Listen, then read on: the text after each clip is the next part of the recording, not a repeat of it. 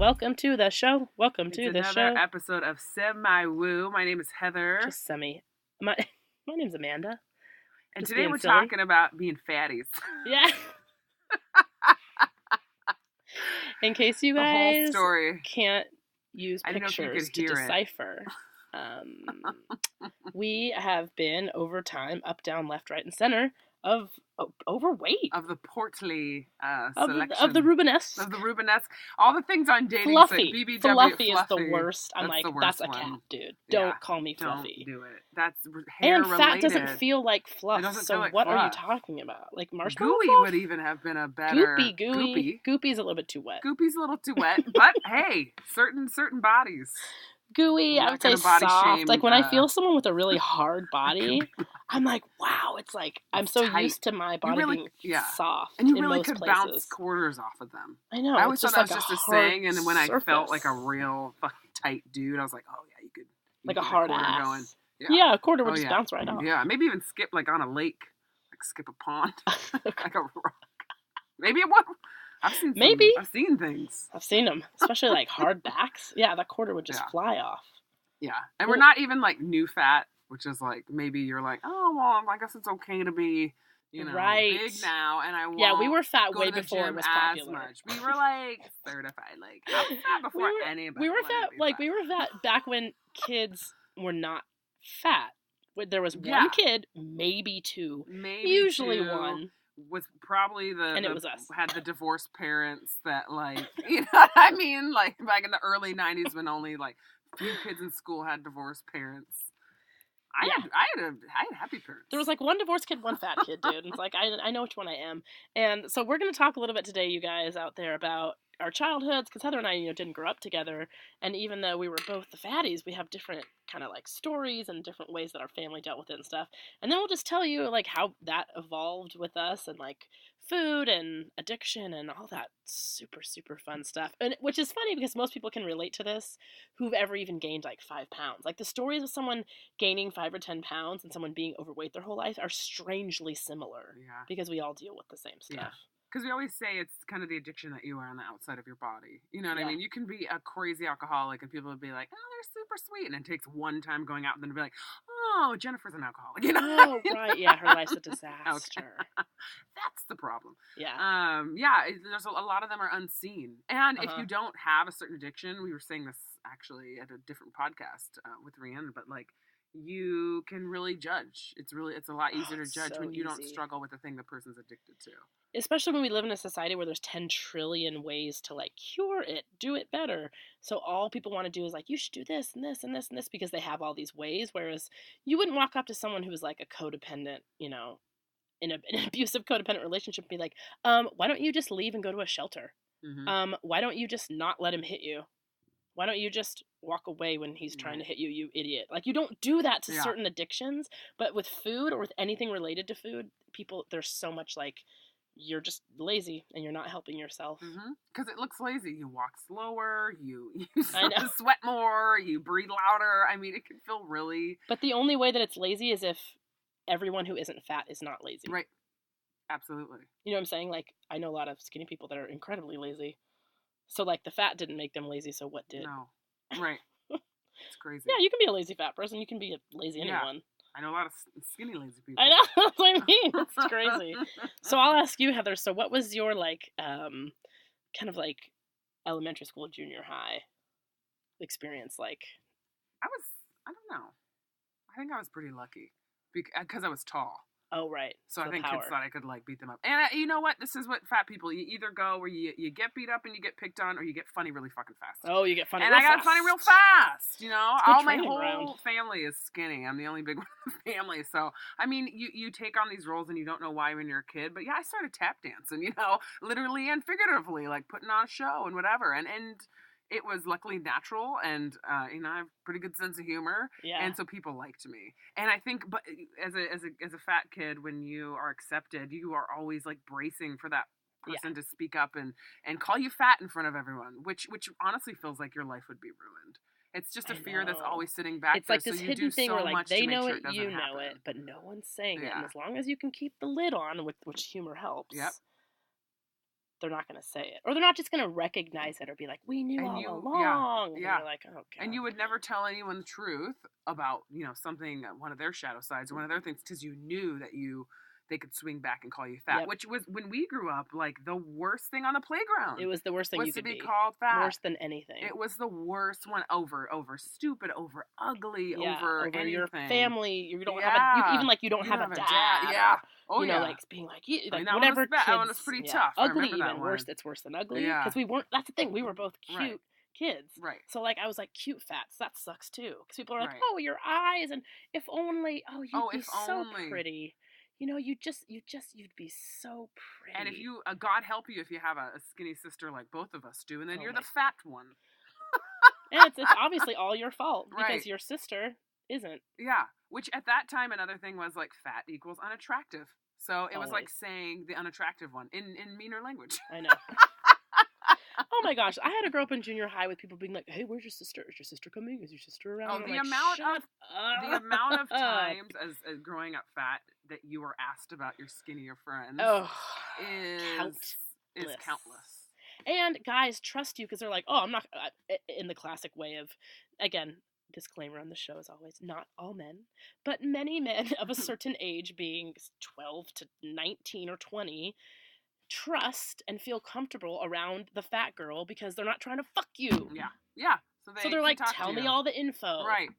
And being a fat girl makes you cool, because one of the only ways you can like hang out with dudes like in junior high and that time was to be cool. I know. Was to be a cool bitch and like hang out with dudes and like, okay, at least I'll be the friend. Right. And how many times, I mean, this happens to skinny girls too, because I went the fat way where you hang out with a bunch of skinny girls and be like, no, really, I'm not part of them. I swear. Or you could be in the fat group and be the smallest of the fat girls. I was actually good friends with the skinny girl in the fat group for a while, but we didn't hang out.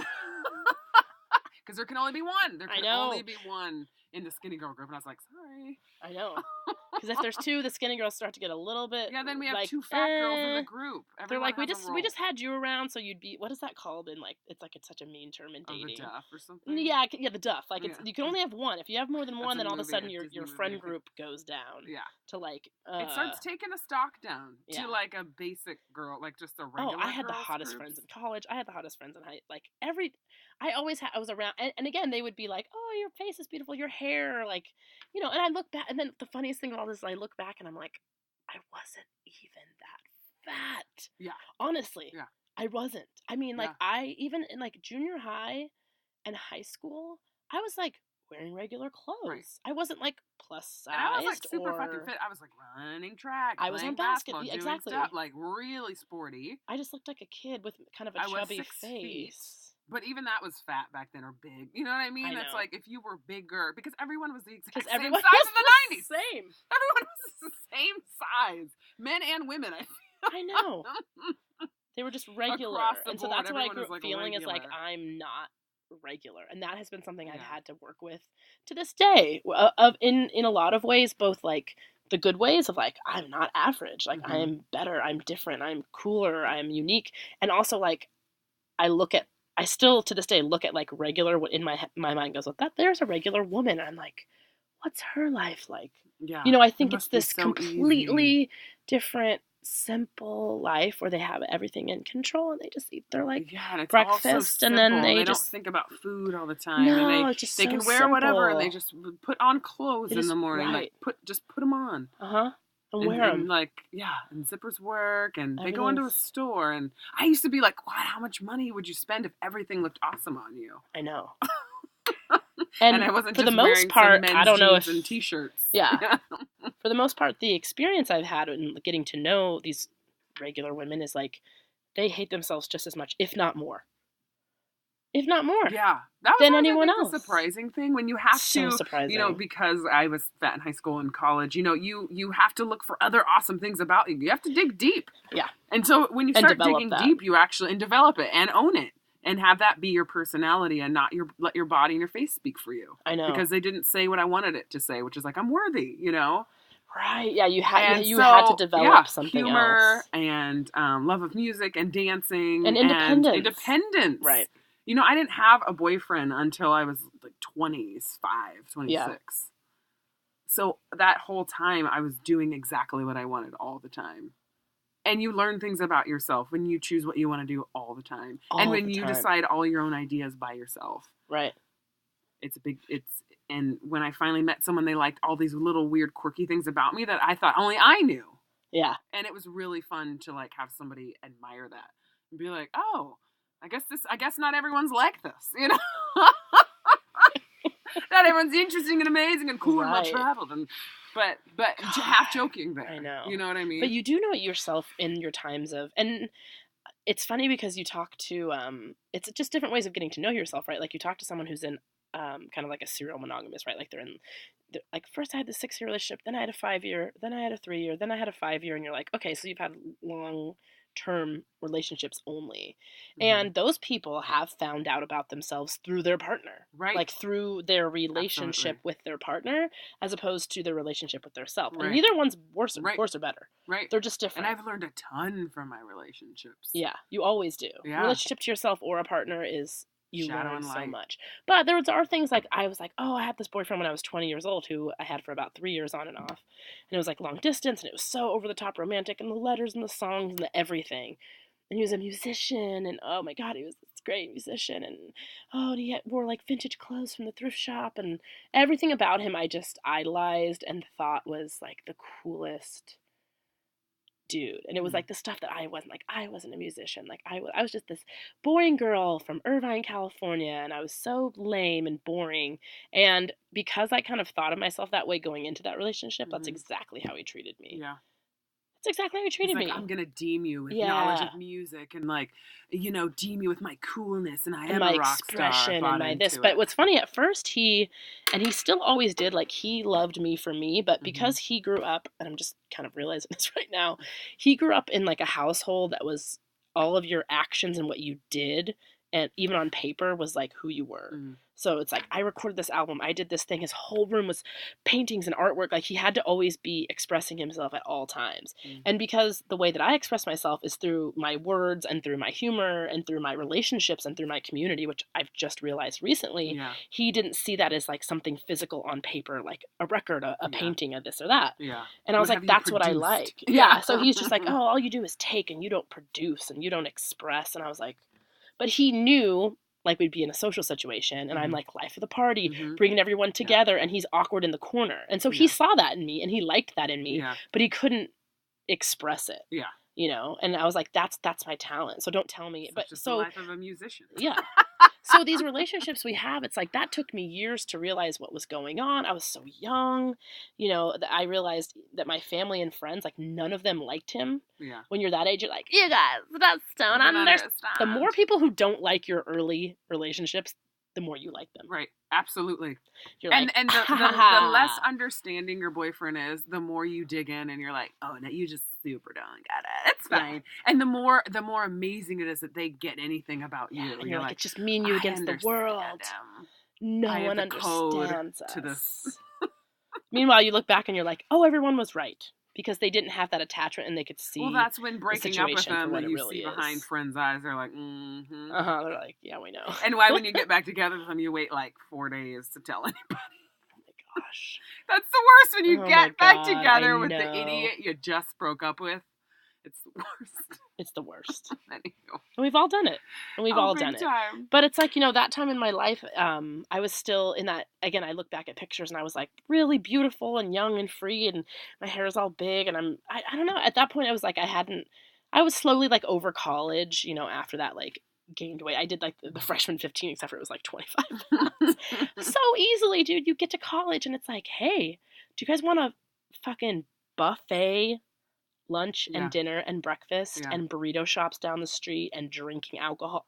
How do people not gain 100 pounds? I don't know. It's crazy. I mean, collectively, I wonder if they weighed a freshman class, and I bet it's thousands of pounds. It has to be. At some college, Your access, like in our school, I hope to this day that they're not doing this anymore, but we had in our cafeteria at college every day hamburgers, french fries, pasta station, 8 different types of soda, cookies, endless, plus all a bunch of other shit. Sandwiches, salad bar with crazy fatty dressings and cheeses. And I mean, like, if you didn't know exactly how to either, like, your body told you how to eat or you just, like, you knew how to control yourself, you just go crazy. And you're like, this is all free. like any sort of real nutritional research or knowledge. Yeah. Which I think all just started like, 4 months ago. It's like nothing we knew at that time makes much sense right now. I remember eating these massive salads because that's when you could just like, if you said the word, it made it salad, okay. And it was good. And you said salad and it was good. Anything else, anything you put on it doesn't matter. Even if you put French fries in your salad, doesn't matter. Which I did. It's a salad. It's a bowl. It's a salad. There is nothing holding it together as if it were a sandwich. It hasn't Therefore, been baked as if it were salad. a casserole. It's a salad. And yes, I know I have broken up the contents of a burger into the salad, but and put enough croutons to make the bun. Gosh, it's just the same thing. Remember that time in the like late 90s where they started kind of putting calories on things and kind of like telling, and it was when everyone found out like, hey, did you know that salads at restaurants actually have more calories than the burgers and more calories than the entrees? And they did, all the salad because it's like on these huge salads, in order for them to charge $13, they had to put like 7 avocados and like a cup of blue cheese and like 4 strips of bacon. They had to put everything plus dressing, oh my God, which alone is like 800 calories. I remember working at when I worked at McDonald's. That could have been a real shit show for somebody with like. We always joke because. When did you work at McDonald's? When I was 16, and I absolutely loved it. And I remember within like a month working there, I'd gained like 20 pounds. I mean, some bodies just put it on fast. And then I remember I stopped drinking soda and I lost like 18 pounds. Like it was crazy. And I remember that was kind of my first like, from my own experience drinking soda, like not good. And I stopped drinking soda then. Wow. And that was kind of my first inkling of like, interesting. But I remember before that, my parents were so sweet. I got really nice parents. I was a really active kid. No one else in my family, like my brother and sister, didn't gain weight. But they like made sure to like, keep us like, oh, let's go to the gym or whatever. But it was the whole family. It was never like Heather. And it's funny. You live in a cloud as a kid, but it really never felt like I was ostracized for it. Oh, no one called it anything. No one, it was an anomaly. No one really said anything. And we ate healthy at home, like relatively healthy. We had our salads with our ranch dressing and white lettuce and pink tomatoes, but we had salads and we had to eat it. And turkey meat. I remember my mom thought she invented ground turkey. She told everybody. So proud that she knew. There's like we used to have this meal all the time, and it was like spaghetti noodles with ground turkey, corn, and pasta sauce. Oh, sure. That was so... I actually loved that. And Parmesan. There's a shit ton of Parmesan. And so much baked chicken. Oh, and my mom found out the baked chicken thing. I hope my mom forgives me for how many times I have yelled at her for her making us a delicious, healthy meal with chicken in it. I was like, if we have chicken one more time. Yeah. Those were the only diet foods then. I know. It was like That's chicken. The only way. It was chicken, broccoli. It wasn't even fish at the time. It was seriously chicken breast. It was just grilled chicken breast. Plain. Plain. And I remember when I asked my mom to get me Herbalife in I did that too in high school for like a week. And I was like so excited. I went to the meeting. I got all revved up. And I remember the first day taking out this Herbalife shake in high school at my lunch table. And my heart sank. And I was so embarrassed. And everyone asked what it was. And as a 18-year-old had to tell people I was trying to lose weight. And this is before you were trying to lose weight. And it was in Hawaii, which is super accepting. But I still had this northerner mentality, this mainland mentality about what size I had to be at such a young age. And I can't imagine kids now, at what age they're going through this. Well, it's kind of like at least there's more of them. I wonder if it's I get it, the obesity crisis and all that and whatever. And like the thing that my personal opinion about that is, it's complicated as shit. And anyone who tries to whittle it down to any sort of a simplistic view is just, it's so stupid. And I also think that we and somehow, I don't know if it's just this country that we do this, but it very much is this country that like everything has to be personal responsibility, which if you guys listen to our podcast, we talk about a lot, is a huge way of growing, is taking responsibility for your feelings, taking responsibility for your life. However, to say that in the last, 15 years, that the population has grown from like 20% obesity to like 65% and be like, it just must be people eating bad. Yeah. Like, there's no environmental factors. There's no how short of processed a time food, is. Sugar being injected into everything. Bodies just evolve that fast? Yeah, no, they're just eating more. If they only ate less, it wouldn't be a problem. I'm like, It's just one of those things. And again, it's not taking off the personal responsibility, but it's like when you go into the grocery store and you're supposed to shop on 2 out of like 19 aisles. Right. What the fuck is in those 19 aisles? Why do we need it all then? Why do we need it all? Why is it there? Why and these are the big so questions. Why and these are the big questions. questions. Everything? Yeah. Why is it everywhere? Yeah. No one's trying to help that 65% of people are obese. There's people just making billions of dollars off of it. Like, why would they care? Chemical combinations to make you eat more and make you eat faster. Yeah. And make you addicted to it. Which is why usually, like, I would say in the 90s, I would say women 30 to 50, right? The big thing, I remember because I used to go to Weight Watchers. I've always been, love you, Weight Watchers. You're helpful. But would want to lose 5 to 10 pounds, right? That was always the thing. Mm-hmm. Lose 5 pounds. Lose your 5 pounds. Now it's like 30 to 40. Right. Most people, most adults need to lose 30 to 40 pounds. Yeah. Which is pretty significant. When dieting, we always say when dieting started, but it's when we were kids. And it's funny, you can even see dieting stuff from like the 1910s with like tapeworm and like real cocaine. Crazy and machines. Stuff. I mean, it's all just, just like, here's your own scalpel, cut it off. Like crazy medieval stuff. But I remember when Snack Wills came out and it was all about low fat and the diet food was bad. It was, green box. And it was like diet food. Like if you eat this. I remember Olean, you would actually get the runs. The whole country had runs because they had made a low-fat, a fat-free chip or something. With like fake and it just fat. ran through.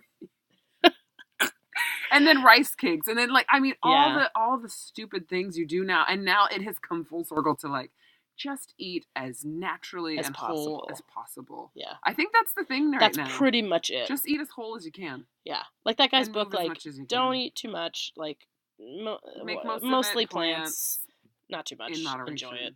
And make sure it's natural. That's where we're at now. Eat natural food, mostly plants, not too much. Right. That's kind of what it is. And again, is that easy? No, absolutely dude. Not when you walk down the street. It's like cupcake place, gourmet coffee place, pokey place, Italian restaurant place, burger place, place. And I mean, like, gather. it's just... Oh, I'll have lunch with them. Do this. Yeah, with them. do I don't go to have coffee time with to this cook at person. home. Have to go here. Oh, there's that. I need a snack. Yeah, just because we have the answer doesn't make it doable. Like, I know very few people, even of my, very educated, access to information, everything you could possibly need of my friends, my circle of friends. Hardly any of them eat like this, like, totally right on point, amazing diet. And yet they all know what it is. Yeah. And we were saying, like, I know more about dieting than I think I mean, I know I didn't go to school, but like, than so many, I bet, nutritionists, because I've done them all. I know how they feel in my body. I know what the struggle is. I've read the diets. I know about foods. I've read the books. I have been studying diet and nutrition for like 15 years. At least. Intensely. I know. And it all comes back to eat whole foods and move as much as you can and move as much as you can. Right. Like, and right now I'm down to this, like, do your best. And a huge part of that was like, what the fuck is the right type of body? And where did you learn to think that there is a right one and that it's achievable with your DNA and your fucking bone structure, you giant woman? Seriously, being an athlete and 6'3" and thinking there's like a point in my head where I'm just going to look like Jennifer Aniston is exactly what if I just tried hard enough. I really believed it. Like, my bone might change, flat tummy, like, crazy. I think that, too. And I had that through my, like, mid-20s, growing up in going to college in Southern California. Around a bunch of actual people who did look like Jennifer Aniston. Going to high school and college with surfer models. Seriously, and you guys, going like, we will honestly enough. Post a picture on this area of our podcast of a picture of the people from our college. You will not believe it. The amount of natural, pure beauty and beautiful bodies there was insane. Yeah. And, like, thinness. And California is healthier. Yeah. In general. In general, like, part of our country. Yeah. It's just crazy. It was such a mind fuck. And I think it took, and, I remember we were just talking about this. There was a New Year's where I was alone and I was sad. I was hungover and I was just so lonely and pissed off and I felt fat and all the things. And I just was driving to restaurants and fast food restaurants and eating food in my car, driving from one place to another while eating and just seeing it for like the first time. The ugliness of it, the shame. The shame is so unlike, I want to say unlike anything, but I mean, if you've experienced this shame, then like, feel me right now. It is dark and it was so sad. Yeah. And I just remember being like, I can't do this anymore. I can't be back here. I know. I don't want to be. This is dark, my rock bottom, shameful. and I get what that means, and you must know it for whatever your one is. Yeah. And it feels like that. Which everyone has. Yeah. Like, if I keep doing this, I won't last long here. Yeah. And I came to Amanda's house. You were with Michael, and I just like threw a bag of In-N-Out at you. I'm like, I don't even want this. Oh, I remember and that. And I was done. Yeah, you're like, I don't even want this. Because I never even liked In-N-Out. I'm like, if I'm going to In-N-Out. You don't like In-N-Out. You actually, I was like, why is Heather holding an In-N-Out bag? That's very sweet of you. Happy New Year to you too. Thanks. Is this a new tradition that we are starting? Thank Bringing you. one another a bag of hot In-N-Out. I signed up for 24-hour fitness and Weight Watchers that afternoon. Like, I was done. And at Weight Watchers learned everything. So much. And Amanda it's the was best. the I'm first sorry. It's the most motherfucking balanced person I ever talked about being fat with. That to me is still to this day friends. shocking. I didn't talk to anyone in my family. I didn't have a counselor. I had no one to talk about it with. Ever. Maybe a little bit Andrea, gosh. but Andrea was like adorably thick at the time. It wasn't she really. Just has like she boobs and an ass. and boobs. Come on. I mean, she was we like love you, Dree, but goddamn, if than, she didn't have the cutest body in the world. But no one. You were the first one. And I could let it all out, and I could talk about it, deal with the shame. I had been pushing it away for so long to stay in these popular friends groups and just denying it and being like, if I just work and doing crash diets and the pills and I mean, anything I could do. Every new thing. God, we're taught so young to just like hate ourselves. It's, I mean, and you look at it, you're like, okay, it's a way to sell things, and you understand that, but it's, I mean, it's so funny that we've even gotten to this place now in our 30s where we're just really starting to do this deep work to like, how do I love myself? How do I love myself with all of my faults and in spite of them and because of them and all, it's like doing this work of self-love just talking about this today. It's a lot of work because it's been a long time of this shame and this like shame of your body. Like when I was super young, I have a moment that I'll never forget. That's like, so, you have those memories that are just visceral. You can see the weather. You can see what everyone was doing. And I was young. I was probably like 7 or 8 years old. And I was in a hot tub. For some reason, all the boys in my neighborhood, like, again, I hung out with the boys. I was catching the bugs and doing the bike riding. Like, I was totally a rough and tumble kid and would hang out with boys. And so I was in this hot tub with, like, 4 or 5 boys. And this one kid, like, moved over and kind of, like, touched my stomach, which, again, at the time was, like, so small. I was just such a cute little girl. But he was just like, ew, what is that? What is on you? Gross, and like made all the other kids uncomfortable, and they were kind of like, oh, that's weird, and it was funny looking back. He was extremely skinny and everyone made fun of him for being skinny, so he was just trying to project out to me, and right, I'm heroin chic, you're not. I know. But it's like, we talk about like the theta waves and like how you learn everything in your first 7 years, and those things stick with you to the point where you're like, all the times, even before I really lost a bunch of weight, I would try, and then I would get to this point where I was like, I don't know about this. Like, I don't know if I want to be, like, who am I skinny? Like, who am I thin? Do I know that person? Is that person different? And I always think, and you remember, this is an older one that we both have had, and I think other people who've been overweight have had this, like, I'm going to be lame when I'm skinny. I'm going to be a bitch. I'm going to be a bitch. I'm going to be boring, and I'm not going to be funny anymore. I'm not going to be funny anymore. Yeah, that's what I thought. And no one, and then you go into like, well, if I am thin and someone doesn't like me, then what would the reason be? And am I ready for that to be my personality? Because I've always gotten to use the fat exposed. thing. I know. And it feels like anything anyone says against you, even if they're like, you're mean, you're like, you just don't like me because I'm fat. Or they're like, you're, anything you could be like, they're just being, it's like, it's a defense. It's an easy, like, oh, everyone's just saying that because I'm overweight, not because I have any other problems. Right. Seriously. And now I'm like, oh, well, now the being fat's cool. I'm like, oh, man, I want to not be in the cool. It is so funny because my first step was like realizing and owning and the shame of being in the cycle of eating and trying to lose weight and denying myself and not being like, this is who I am now. I am big. I am, not able to control what I eat. I am using it for something other than nourishment or celebration.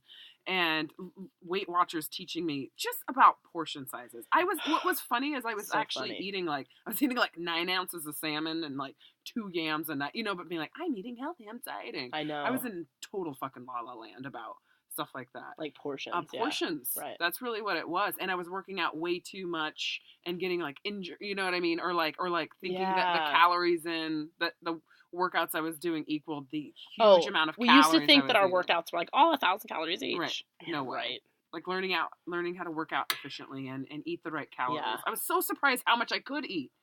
I know, when you first start dieting, you just go crazy low. Yeah. Oh, and that's what can't sustain you. That's what's funny. Yeah, when I first started eating again on Weight Watchers and it's funny, even since we started that, their point system has really evolved a lot, and I love the place it's at now. They've lost a bunch of money and a bunch of people because their most recent incarnation, which I think started in like 2017, the beginning, is so much more weighted along natural food, like anything with simple carbs is super high points. Anything with just pure sugar like a soda is crazy high points, where it's like you can still have it. That's what I love about Weight Watchers, is like we're not telling you what you can and can't have at all. And in fact, the first few weeks you do it, you just eat whatever you want and you just write it down, and then you start to be like, oh wait, like a Coke is 12, but like a turkey sandwich and like some low-fat pita chips and hummus is 12. Yeah. And you're like, oh, I want that. I want that. So you just choose. And then some days you're like, I want a Coke. Yeah. And you have it. And you have it. And you're allowed to. But it's like once a month and not like twice a week. Or whatever it was. Like it just starts to slowly Before Weight Watchers, change. It was like all or nothing. I know. Every 2 weeks still cycling between 2 weeks of nothing and then being like, oh my God, I haven't been able to eat anything. And 2 weeks of that. And then you get back on it. And I remember it just slowed my roll. I lost weight really naturally and slowly. And it was so exciting. And I loved doing it. I know. I loved learning about how food works and cooking different meals that were healthy. I loved going to the gym with you. And I mean, we lost probably around 70 pounds. Yeah. 60, 70 pounds. Over the course of about a year. Yeah, about a year. It took a hot second, but it was so it's fun like, think doing about that. it. Think about that. Oh, in a year, which is going to go by anyway, by the way. Yeah, you can lose 60 fucking pounds. And our first reaction is, oh, it was slow. No, my first reaction was like, it's not enough. I remember I was like, that was still my reaction. 30, 40 to lose, and I would have been a crazy stick figure. You would have looked so disgusting. Small. This is when we hate ourselves, as we look at our pictures, and I look like a fucking stick figure. Yeah, you do. Like, I don't want to be that skinny even. But no, you don't like it. I have to be as skinny as Chrissy, who's 5'5", and is German, and there's nothing about Chrissy's makeup that should or would match mine. I know. Chrissy's a fake person to represent this woman in my head. Yeah. That had the perfect which we all body. have. That was a place I was literally trying to get. Wow. Did you imagine yourself as you got thinner, like your body shape completely changing? I don't know what the fuck. I have a really strong imagination, so I guess so. Yeah. But I always say, if I can't picture it, like, I don't think it'll be so. And it was more of an idea. Yeah. I didn't picture it at all. Because it would look like something I wouldn't want if I had to be like, okay, do the math. Yeah. 30 pounds, seriously. That's amazing. No, when I finally got down to it wasn't even a goal weight, because I never really knew what my goal weight should be, because my whole life I've been above the BMI. Like always, no matter what, if I was working out 10 hours a week, basketball, it doesn't how healthy I was. Everything else was healthy. I was way above the BMI. It's just how it is.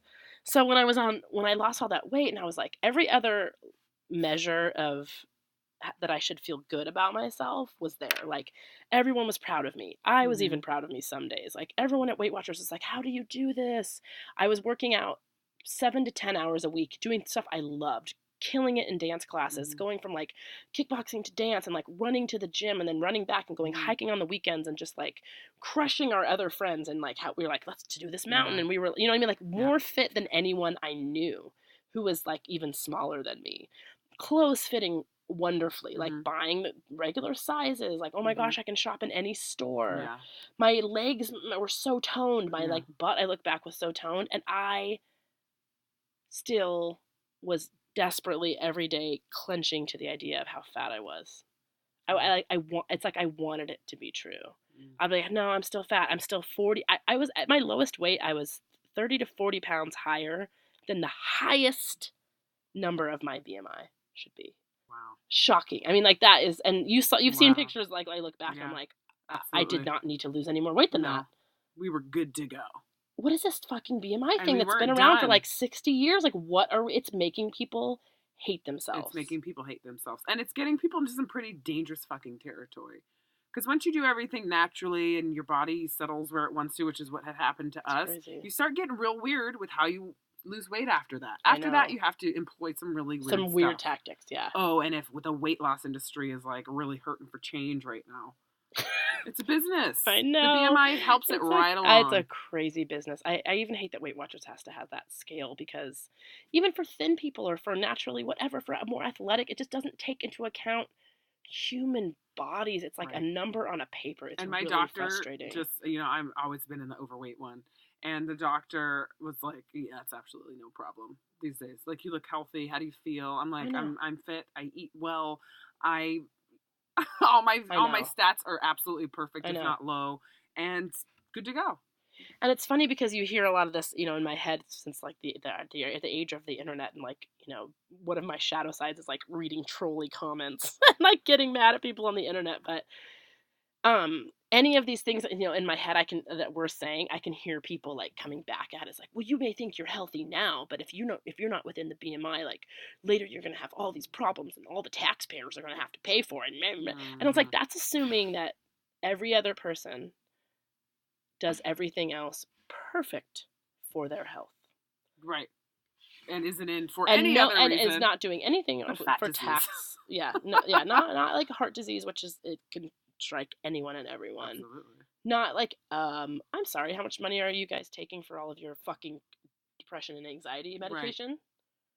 I'm using food. Addiction recovery. Like, you know what I'm saying? Like, there's so many other ailments, but somehow people look at fat people and be like, you guys are just draining the economy. Well, that's what it looks like. You're easily curable problem. Right. If you could just... This is something I want to say to our listeners out there. If you have ever said to anyone, even in your head, who's overweight, why don't you just, like, eat less and exercise more?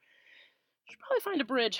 Go jump off it. Metaphorically, of course. Metaphorically jump off a bridge. We don't want anyone harming themselves. We're still working on getting that suicide hotline. We're going to get it going, guys. It's going to happen. It's going to be there. But take that phrase and apply it to anything else that anyone has a problem with, and use those words just. Like, why don't you just forgive your dad for leaving you when you were 5? Why don't you just quit smoking? Why don't you just save money? Why don't you just save money? Bills? Why don't you just not be poor? Why don't you just break up with them? Why don't you just break up with them? Well, why don't you just call your sister? Why don't you just not drink anymore? You should just like not drink and then not drink more. Why don't you just pull the video game thing out of your house? Yeah, why don't you just like throw away your video game system? Why don't you just not have a phone and check your text? Why don't you just like come up with an imagination of your mind instead of watching porn? Anything you have an addiction to, like everyone has an addiction, and just because or a weakness or an anything, something that you have. It's in fact, it's almost harder. It is because you have to do it to survive. Yes, and so now you have to find. What if you were addicted to porn and you had to find every day, 3 times a day, and having 265 thoughts, because that's how many thoughts we have about and decisions we make about food every single day. Everyone. Correct porn. 3 times. Yeah, you had to find like the exact right porn with the exact right female that was being treated the right way, and there's an equal amount of pleasure on both sides. There's good dialogue, but not too much dialogue. Yeah. It doesn't. You don't. It's not what you really want at the moment, but you should choose it. You should choose it. You don't want to feel guilty after watching it, so you have to make sure you don't have that. But you can't watch it too long. Like, you can't watch it twice. Right. You only have to watch it once, even if you're not satisfied. Yep. Imagine. No. So, anyway, that was just my little side rant on that. On the, like, just eat less and exercise more bullshit. Like, as if food isn't such a, like, huge part of our, like, society and our celebrations and our sadness and our emotions and our everything. It's on every corner. It's everywhere. It's a big job, food has for all of us in this world. You can use it for anything. And I remember it's just very recently that I'm looking at weight now, even energetically and vibrationally, to get real woo on the subject, because it's when it comes up about holding space and being this size and the way I give hugs. I've always joked like I give great hugs, and everyone always says it, and I love giving hugs, and my size has something to do with that. But now I'm noticing I can do the same exact thing over the course of a month, and if I have some am I taking care of somebody spiritually or emotionally, or when we do our retreats, I'll keep weight on. Yeah. And when it's about me, it just kind of falls away. I remember at Gaia Sagrada eating super healthy. I was walking the I mountain all the know. time. And like I kept a certain amount of weight on the whole time. Bigger than what would have been for my calorie intake and output. Completely. Because I needed it. We were taking care of over 25, 30 people. I know. Energetically. My body needed to keep this physical weight on to be able to hold the space for this thing.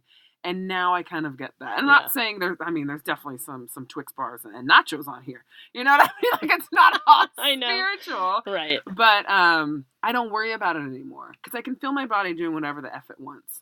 And I know that my best is in the moment. There is no destination of best. It only lives in the moment when I'm choosing what to eat or not. That's it. Yeah. And the best you can do is like the best based on that day, that emotion, that feeling, where you are, the choices the amount of money, you have. That time, the rest. Everything. What's the best I can do there with working with all those emotions? Yeah. And not fucking baked chicken and broccoli. Oh, that's not the best. That's not the bar that I used to measure. I know. And we've seen it in so many different communities. Like I remember for a while at the gym we were going to in San Diego, we had one of our instructors who was like the owner of the gym was gay, and he would talk about like, oh, Pride's coming up. Like I remember he counseled me a little bit about nutrition, but even his nutrition, being this owner of this gym or the manager, was so jacked up where he's like, oh yeah, 8 weeks before Pride, I'm eating like 700 calories a day. It's like 3 ounces of chicken and like 4 stalks of broccoli and da-da-da. And then Pride comes and I go fucking bananas. And I was like, these things are not, and you would look at him and be like, wow, he is in great shape. What is that guy doing to his body to have these crazy ups and downs? And who knows about drug use or alcohol use? Like you couldn't, but if you looked at him, he's the owner of a gym and he's in great shape. He's super healthy. He won the gym. And it's like, what's going on internally? What's going on inside yourself? And that's why you just worry about yourself, man. It's like, unless someone comes to you, this is something we learned this summer, which we said on another podcast, but unless someone comes to you directly and they're close to you and they say, I need help with this right now, just stick to your own damn self. Just go use that time to ask yourself the same question on your own damn subject. Because it's a stalling tactic at a certain point. It's just throwing out your lines to everyone else so you don't have to face your own stuff. Don't poop on other people when you don't want to deal with your own poop. Yeah. And fat people aren't looking for information because, like I said, we know it all. We know things have calories. We know that the better choice, eat this or not that. We know all the connections. Yeah. We get it. But it's even different, like for you, like you and I were saying, for different bodies, it's different. Like, oh my God. The things we like, the things we crave, the things we need. Some people crave more protein. Some people we always joke get energy like from sweet and I like salty. Like ice creams are kryptonite, nachos are right. Like I can have a bag of chips in the house for weeks. It doesn't bother me. That's gonna be gone. I'm not gonna put it down. Yeah, if I go into someone's freezer and they have like an unopened, like some people, I've noticed this is a thing I've noticed with people. Some people will have like 6 different pints of Ben and Jerry's. Have you ever seen that? Well, they're just like in their freezer. Yeah. And then I've like looked in them and they're just like 2 or 3 bites are taken out and then they're like freezing over. And I was like, what? These are the things when you're fat, when you have a food addiction, you like notice these things about people. Yeah, I'll see people with like 4 rolled up bags of chips. I'm like, were you eating all the flavors at once? Do you go in your cupboard and go, sun-dried tomato or cracked pepper? I would eat it all the same. There are no 2 bags of chips have ever existed in any home I've ever lived in. And I usually don't even own the chips I'm eating. So funny. Oh my God, it's so funny. These are the things like the just like kind of like funny when you start to look at this with humor where you're like, listen, I'm not saying that like I'm perfectly healthy. I'm not saying that, I'm not trying to prove to anyone anything other than just like I'm a human being and like let me be. But there's just these funny things that once we can I feel like at least talk more about being fat than we used to be able to without, like I was saying earlier, the context of when you ever talked in public to your friends or anywhere on any media about being fat was like, and I'm losing weight. Yeah. And I'm losing weight. Right. And here's how I'm gonna hate myself.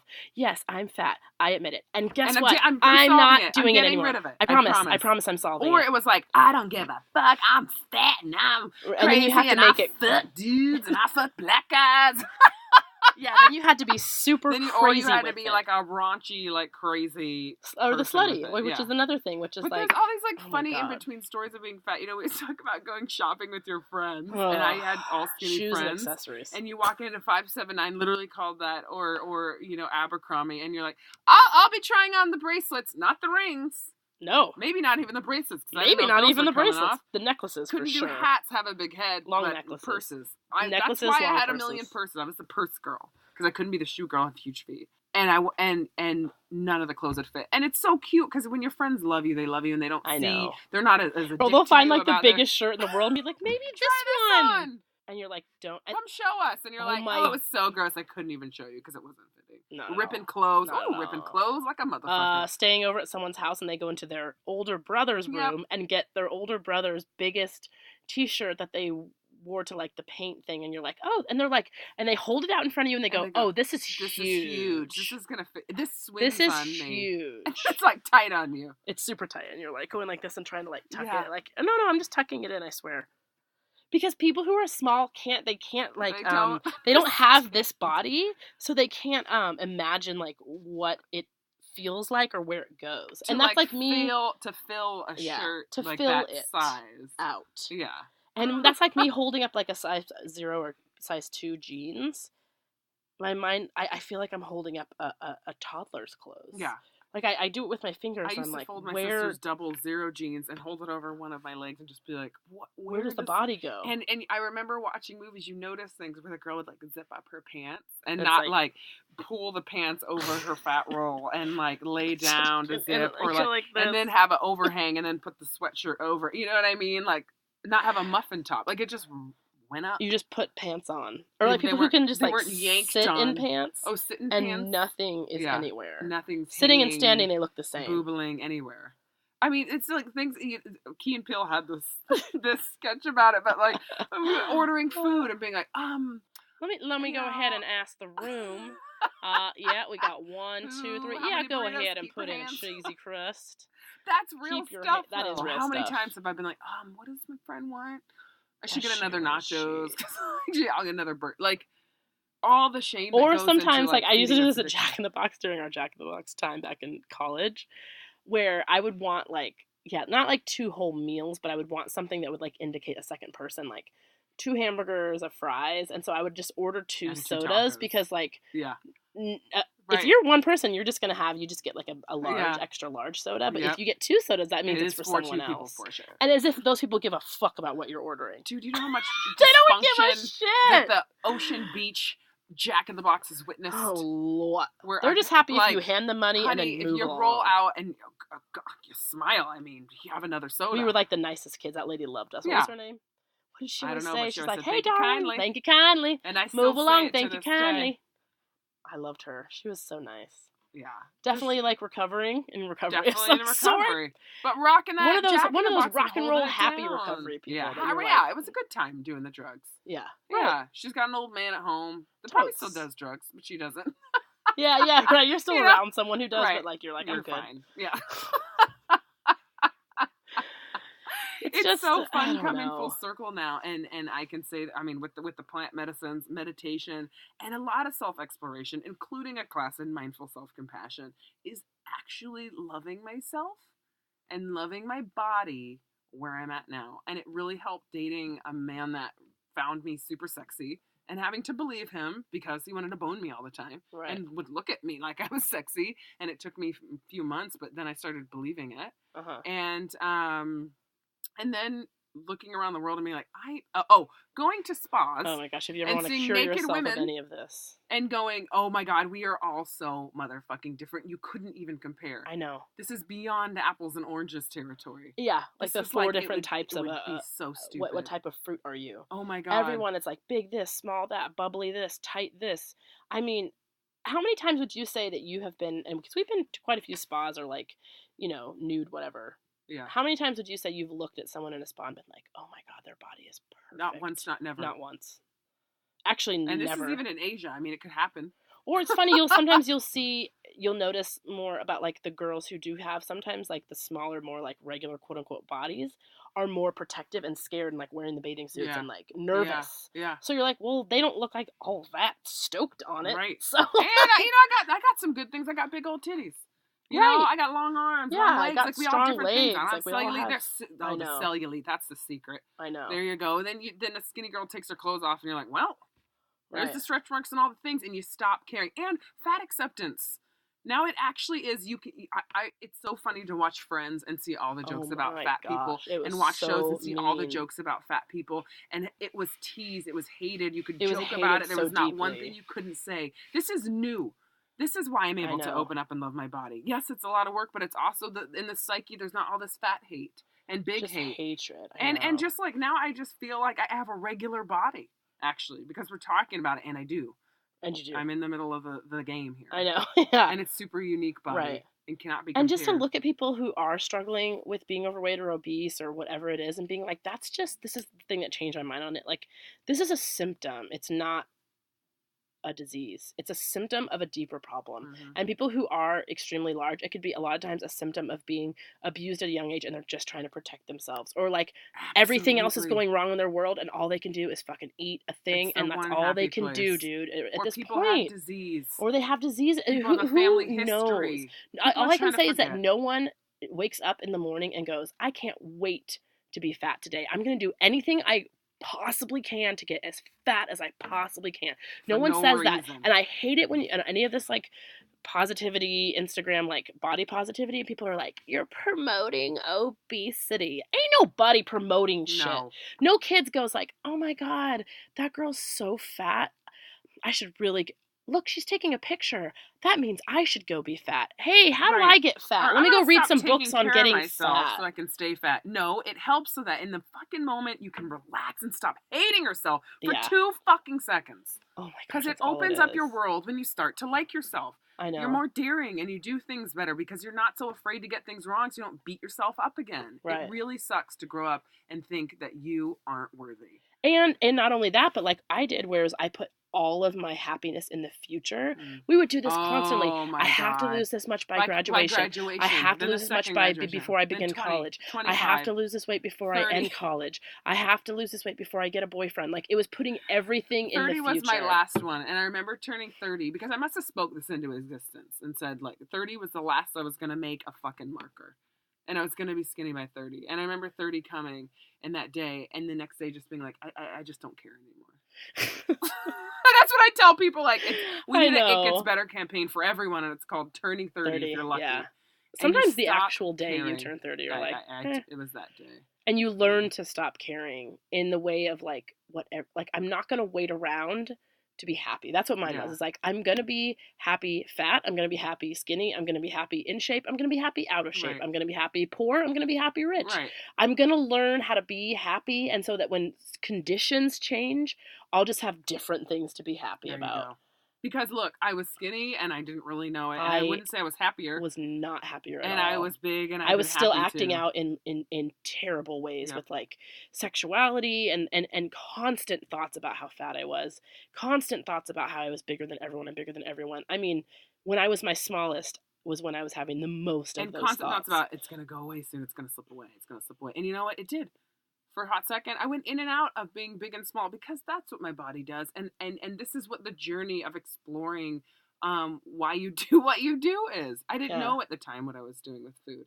And when you are eating out of addiction, you send so much hate into that food. I know. You send so much shame into that food. And you blame it. You eat it.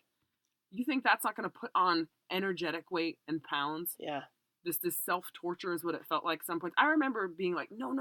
We've talked about this. It's like, I don't want it. I don't want to go get it. I don't want to drive. There's a voice in your head, though, that's like, go get the food. You're going to die if you don't get the food. If you don't have this food, I'm just telling you right now, you're not going to get over it. This is going to happen all night. You're going to lose your mind. Fight me all night? You're going to lose your mind. That's what it feels like. You need to go get it. You'll feel much better and just get over it. You can start tomorrow. Tomorrow is the day that you can just clean slate. But for now, just go get the thing. I'll shut up.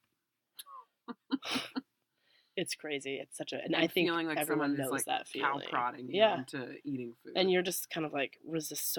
And then there's times like this morning where we were eating a maple donut, and it was like the best thing in the whole goddamn world, and no one could tell me it was wrong. No one could tell me it was wrong. No one could tell me it was wrong. I'm sitting with my best friend, having the most delicious thing with my dog. The coffee is fantastic. I'm in Seattle for only another few weeks. This place is down the street where I'm living in this beautiful free apartment. Like, it was just beautiful. Second mention of Top Pot Donuts. I know. And those are crafted so well and served so beautifully, and the setting's great. And you know what? We looked at the donut and sent it love, and I ate it. And I'm pretty gluten intolerant. These don't fuck me up. I know. These donuts. it would fit the profile of something that would really send me down the river. Yeah, I know. But because it's beautifully made and I sent it love and I ate it with good intention. Eating isn't bad. Eating with a terrible intention to harm myself or hurt myself or provide care for myself in kind of a twisted way, that's where I can say, okay, what's the best I can do right now? Yeah. And if the best I can do is going to get nachos, I'm going to fucking love those nachos. Right. That's where I'm at now. If I'm going to do it, I'm going to like it and I'm going to sit with it because I don't want to sit and eat shame food all day. No. I don't really do that much anymore. Yeah. There's times when you're like, oh, period food or like emotions. But you name it, you call it, and I'm still eating it with intention. I know. Because I have my period and I want it. Yeah. And then I still enjoy it. It doesn't matter the reason. I can eat food for reasons other than hunger. As everyone does. Please. Anyone not eating food for pleasure. Was that the aim? Is that where we're supposed to be? Is that we only eat food for function? And that's another place you get into with the black and white of things is like, and I still, this is a deep groove for me, a deep old story is like, food that's good for me tastes boring, plain, and simple. Food that I'm not supposed to be eating is delicious, decadent, wonderful, and fabulous. And what's funny is once you start to change, like it takes a few weeks, right? Like especially with Weight Watchers and stuff, like when you start adding in more vegetables and more fresh, just whole foods, right? Even like whole fat, like good fats and all these things. It takes a while for your body to start wanting it. But whatever you give your body, it wants. So when you're giving it junk food, it wants it so bad. And when you start giving it healthier food, it takes a little bit longer, but all of a sudden it really wants, needs it. I remember my body being like, oh my God, like you have like just even specific stuff like mushrooms. Like I'm like, oh, I want a bunch of those. Yeah. And I would like go and like cut up a bunch. I'm like, I need to eat like a whole plate of just like, sometimes I'd eat a plate of mushrooms and onions. Yeah. I don't know what nutrition that was, but I was like, I needed it. All you want tastes like candy and vegetables taste so good. And you feel it nourishing you and you want to send it down into your body. You want it to have that thing. And it feels so good. And it's like, and still, I don't know. It's just funny. Yeah. So knowing that isn't a thing and that, like, a donut isn't evil. How can anyone call it? And releasing not a top pot donut. It's taken me this long to feel like I can ally with food in my body. Yeah. And treat it just so much kinder. My body has done a lot for me. Walking around, pulling things, jumping things, recovering from alcohol so fast in the young 20s. I know. You know? It's amazing what it does. How it recovers. And when I look around, I'm eating healthier and as active as anyone else. I'm not. If not more. If not more. I know. Yeah, because of all this knowledge, probably. Yeah. I really, for the first time, feel beautiful and worthy.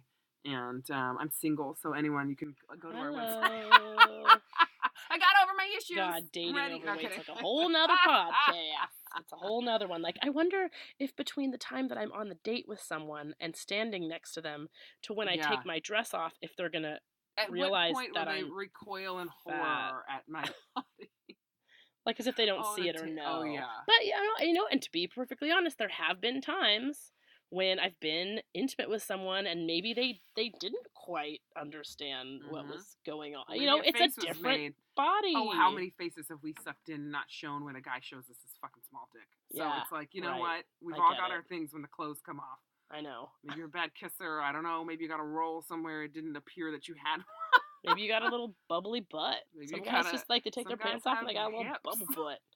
Or they're super skinny, or their legs are skinny and their top is big, or there's moles everywhere, hair, like there's always something. There's always something. We've all got a few secrets. I know. We've all got a few secrets underneath our clothes. Yeah. It's really awesome to be able to talk about weight and with laughter. Because that's where I'm at now. I just don't care. I feel great. I do the best that I can. And yeah. And it's going to be what it's going to... And I know that there's going to be times when I, like, change my mind. That's why I know about everything, right? Like, maybe there's a time when, like, when I'm at Gaia Sagrada, I get way more into being a vegetarian. It's just, like, a time in my life when I'm not eating meat. And then there's other times I am eating meat. And there's other times when I'm eating fish. And there's just different times, in our lives. Yeah. And they're always going to be like that. And I think that's, like, if you live in this fear place of anything that's, like this, I call it like this health fear, right? Where it's like, this takes 10 years off your life. This takes 1 year off your life. This takes 5 years off your life. This can take this off your life. It's like, okay, if you're living in where every single decision you make throughout the day is about like adding years to your life, what's your day like? You know, if your day is in that fear of like, well, this could be like this, and Yep. cars are dangerous like this, and airplanes do this, and this food can do this, it's like, if you're living that way, then why do you want 5 more years of your life? Because your life You sounds pretty sure? harsh and Sounds fearful. right. Like, how's your actual life? Right. And why are you trying to add more time to it? How about look at your life now? Right. And are you happy, or is it this magical future? And we That you do that just a keep lot with like sending out. retirement, Right. saving money for something. One day when I get this, one day something. It's like, here's the thing, dude. If I die when I'm 80 and someone else dies when they're 84, I'm sorry, but 80 to 84, I don't think is like the most best Right. years of your life. Right. I would rather be like, damn, I wish when I was like healthy and young, I would have done whatever the fuck I wanted, which I am doing right now. And why are you living by your don'ts? Okay, like, okay, if I don't do this, or I don't do this, I can live longer. Be like, and so then with your now granted 4 years, since you're not eating, what are you doing? Whatever. What will you do? As if you even know your genetics and your everything and your DNA to know that, like, there is nothing anyone can tell me right now that is proven that if you don't do X, you will live X longer. Sorry, guys. It's all guesses. Yeah. It's all guesses, which is why we all have grandparents. Like, both my grandparents smoked, like, damn chimneys and lived into their, like, 90s. You know what I mean? Yeah. And then there's people who smoke for, like, 5 years, get lung cancer. Right. Like, again, not saying you should smoke, not saying there are things that are healthy or unhealthy, but there's nothing that guarantees nothing. Because so many old people, some of them are healthy, some of them are unhealthy. Some people were like marathon runners and like only ate whatever and die when they're like 62 of a heart thing that was undiagnosed from the what. It's just, I don't know. The biggest thing, you got to like, do the be best you kind can to in yourself, every moment. Do the best you can in the moment. If you need to have it, send it love. And start watching. I remember that was the big thing, is like being aware of like how I felt when I ate different foods. Ooh, that's like, big. yeah, a donut's probably not going to leave me in 3 hours with like the best mental acuity. Right. And if I'm going on a hike, I should eat a little more, because I know what it's like to feel drained and like out of my gourd. And if I'm going grocery shopping, let me take a snack so I can make some better decisions. It's about that. Like, knowing the little areas where you can help yourself out to do a little bit better and be honest with yourself. Yeah. But it takes knowing about your addiction. I know a lot of times they say, like, oh, not they, but like in Abraham Hicks, a big part of it is like, don't quit and then figure out how to stay quitted with your addiction. While you're in it, get to know it. Why you do it. Why? What feelings it makes you feel. Good? How does it make you feel? How long does it last? The high. Yeah. When does it like you start thinking about food? For me, boredom, big one. Oh my gosh. Boredom. Yeah. And for me, like, not like when the future seems a little unclear, I can like stuff it down with food easily. Oh, I can just eat this. Yeah. It's like in the moment, right? You're like, I can eat it, and this will be good, even though I don't know what I'm doing here. Yeah. Yeah. And I guess that is stress. Like, it's funny, it's not even, I have so little stress. Right. It's so funny, I have so little stress that it's like, I guess that is stress, where it's like, you know, you have some decisions to make, and this is kind of coming up, and timing, and, ooh, it's a little bit, you know, rocky road. It is stress. It's not, I mean, for us, stress is like, oh, where do I travel? But like we were saying today, like, maybe we don't bomb hills on a mountain, or we don't take heroic doses of plant medicine, but we sure do get real X Games with our decisions in life. Yes, we do. And that gives us an adrenaline rush to be like, I don't know, should you shoot down to Mexico and then do a vision? And just how fast all these opportunities come up when you're open. But you can sometimes, it's like this trust, and this is, I was reading about when you live from your heart and not your head. And I've kind of tried to describe this to other people, but I never heard it in such a clear way, that like your heart, it pretty much only knows in the moment, or it knows about the feelings around it. Whereas your head is always trying to figure out, like, if I do this, then this will happen. I will do this, and it can try to like put in as much information, even though you don't have all the information, and it thinks it can project onto the future. Whereas the heart is like, this is right right now. Mm-hmm. This feels right now, mm-hmm. and it doesn't know the next thing until you're around it, and then the heart's like, this feels right. So that goes against everything our society tells us, which is like security, stability, mm-hmm. knowing where you're going to be. You're planning for your future. Like, the heart doesn't really plan for the future, at least in my experience. It doesn't worry about it doesn't know it, and the brain's constantly trying to read the future and crystal ball things. And thinks that it knows, that it actually knows the future, and that these are the only ways that will happen. Yeah. It thinks it actually knows. The heart doesn't assume anything about the future. No. And it only, in my experience, mine is just like 1 to 4 months in advance. That's it. Yeah. That's all my heart knows, because my heart's like, well, we're not there yet, so how would we know the next thing? We don't even know what opportunities are out there. Isn't this what you, and isn't Just this what you've go. been saying you wanted? Right. I'm a little confused now. I have to be honest. It's funny. It's like that. The careful what you wish for is like, usually when you first hear that, you're like, oh, it's like a funny thing. Like, oh, you know, like kind of like, oh, you win the lottery. Careful what you wish for, because new things can pop up. But really be careful what you wish for, because when you're living in this like heart-centered way, it does start to come true. But then you're being called to stuff like, recently I got asked to do a vision quest, which is 4 days out in the middle of nowhere, Mexico, no food, no water. And I was like, first my heart goes, yes, absolutely. I was like, oh yeah.